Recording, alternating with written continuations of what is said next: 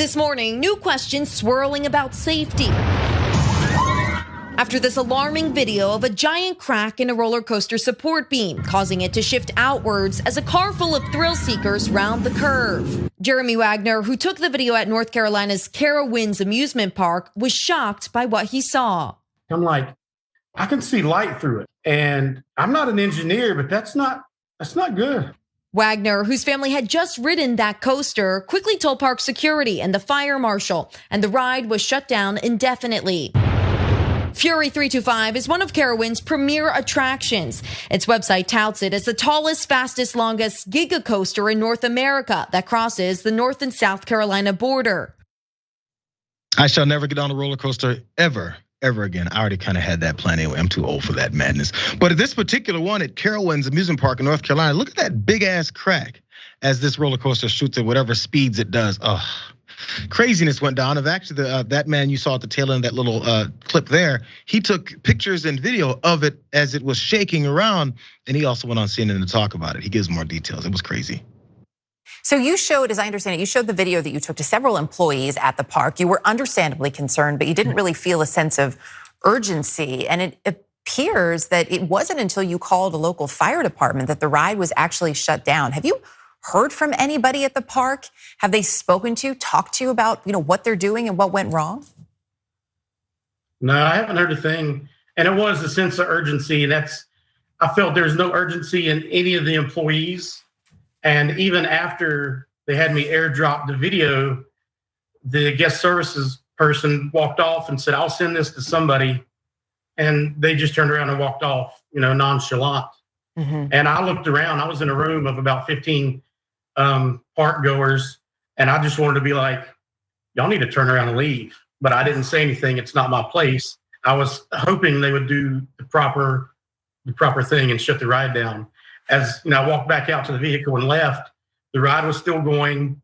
And I called the fire department when I got back to town. So he took video, talked to park officials. They're very nonchalant about it. Yeah, sure, we'll figure it out later, dude. So our man here exposed it, points out how nonchalant they were about it. And then, he must be in the same camp as me. He's never gonna get on a roller coaster ever again, right, Jeremy?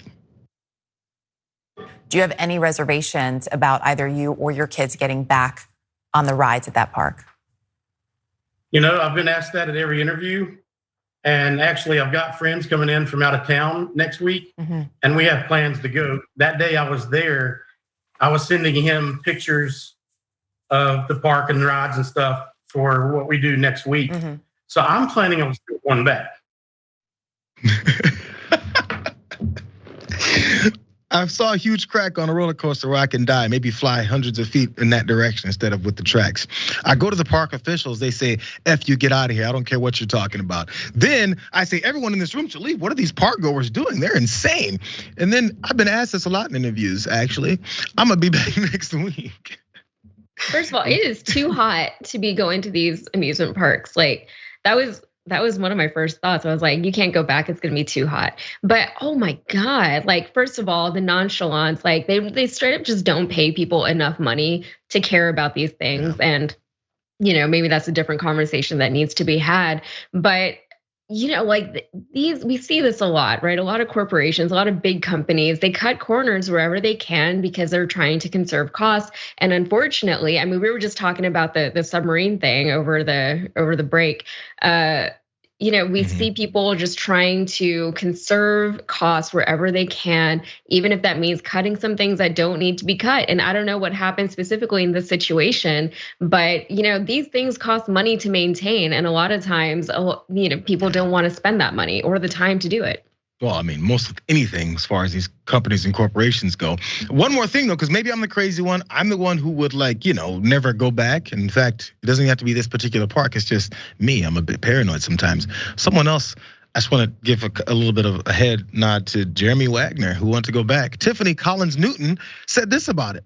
So about Fury. I haven't been to the park since last Saturday, but I've always took photos from the parking lot of the skyline. Oh, we've got two whistleblowers. I decided to look back and see if the crack was visible last week. Well, it was.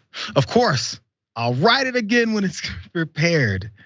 Things happen. I just hope this leads to more inspections and extensive safety checks in the future. So my life is going to be balancing on whether or not I hope this leads to more inspections and extensive safety checks, even though every indication has shown me that it's not leading to more checks and inspections. Maybe it will. Actually, I hope it does too.